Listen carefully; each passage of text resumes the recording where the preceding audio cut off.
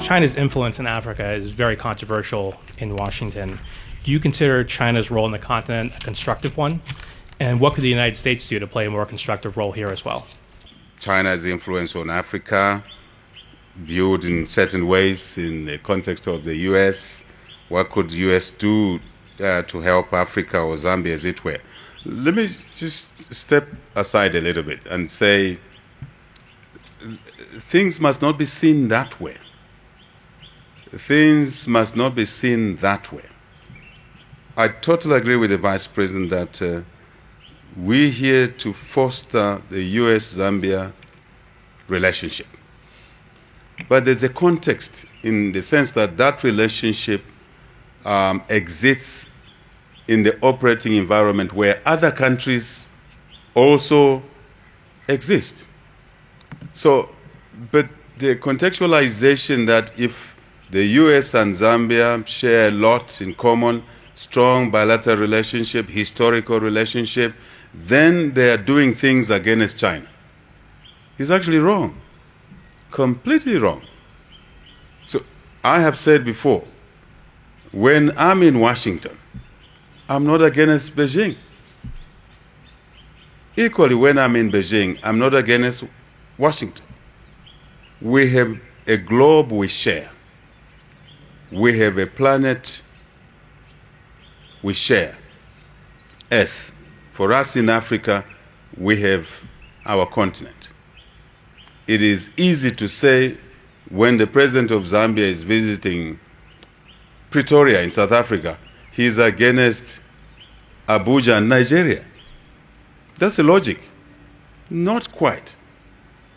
What we expect of America and China as the two leading economies, number one, USA, number two, China, is to help us keep our world safe for everybody.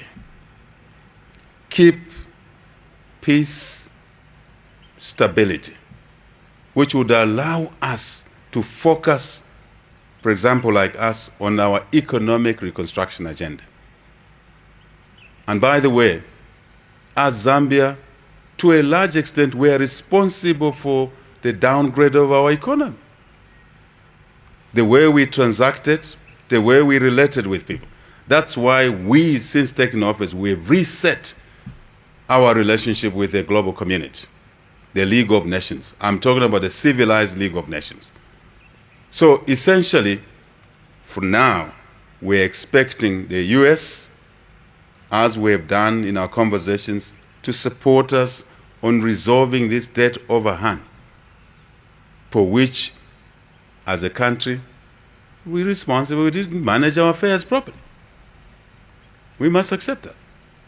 Equally, we are asking, when we meet China, we are asking them to assist us resolve our debt burden and free resources to where they should go. Apply the free resources where they should go. So I am saying that the US and us have our relationship. They have their relationship with China. We have our relationship with the US. We have our relationship with China. But none of these relationships are about working against someone or a group of countries. I think that's what will keep our world safer, peaceful, secure. But let me be direct. I do believe that the US and China are engaging almost daily because of who they are, these two big countries. And our request to them is to keep our world safe, peaceful, orderly. For us, we would like to advance our democratic relationship with the Americans and with others. I must say, and I said it yesterday, it's in public domain, we believe that a democratic framework will allow us to advance our agenda, economical and social. We came from a one-party state, dictatorship. We didn't like it. It didn't work for us. So we want to stay this course. But we must not always see each other that when we meet with the Vice President, then we are plotting against someone. We're not. Thank you.